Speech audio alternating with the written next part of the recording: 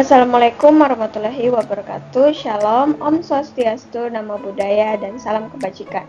Perkenalkan, nama saya Keisha Juwita Ratu dari kelas D dengan NIM 230305501060. Di sini saya akan membawakan materi tentang jaring-jaring sebab akibat.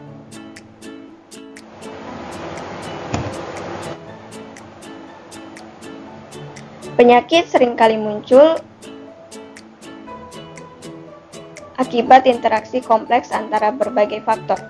Pendekatan jaring-jaring sebab akibat berfungsi untuk menjelaskan bagaimana faktor-faktor ini saling berhubungan dan mempengaruhi satu sama lain.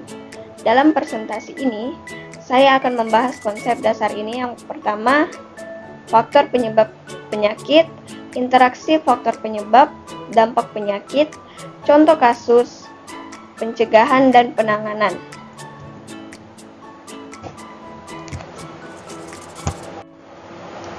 Konsep jaring-jaring sebab akibat.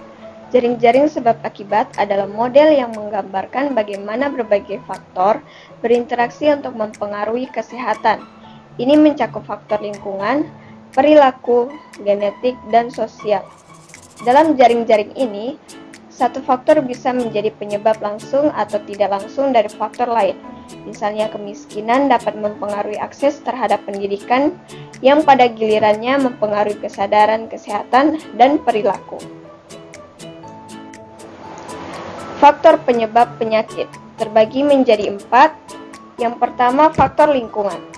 Contoh dari faktor lingkungan yaitu polusi, sanitasi buruk, dan akses terhadap air bersih.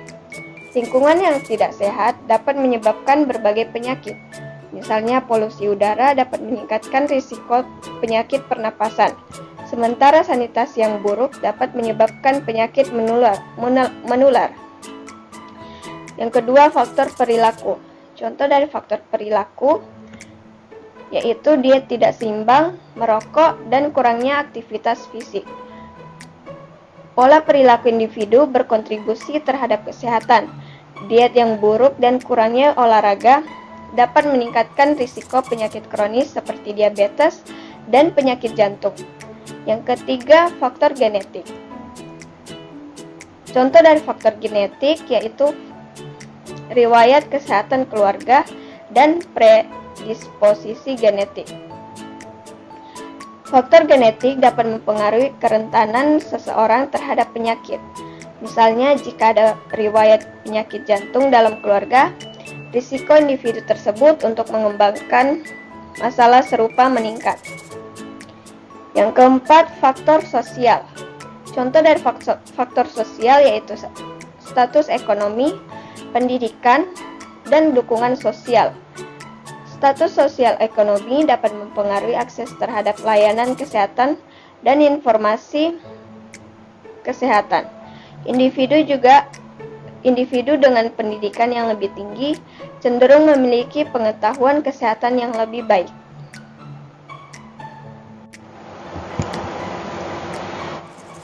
Sini ada interaksi faktor-faktor penyebab. Dalam jaring-jaring sebab akibat, satu faktor bisa menjadi penyebab langsung atau tidak langsung dari faktor lain. Misalnya, kemiskinan dapat membatasi akses terhadap pendidikan dan layanan kesehatan, yang pada gilirannya dapat menyebabkan perilaku tidak sehat.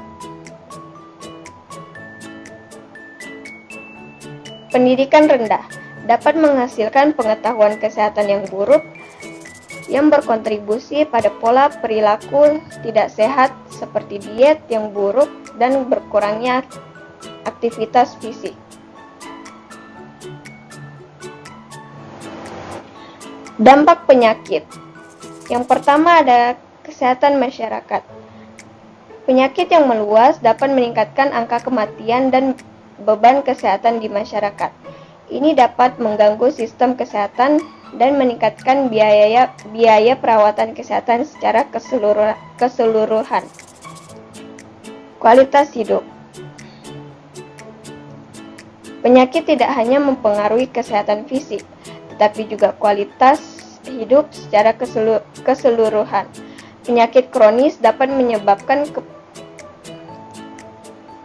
ketidakmampuan kehilangan pendapatan, dan dampak negatif pada kesejahteraan mental. Di sini ada contoh kasus, yaitu diabetes tipe 2.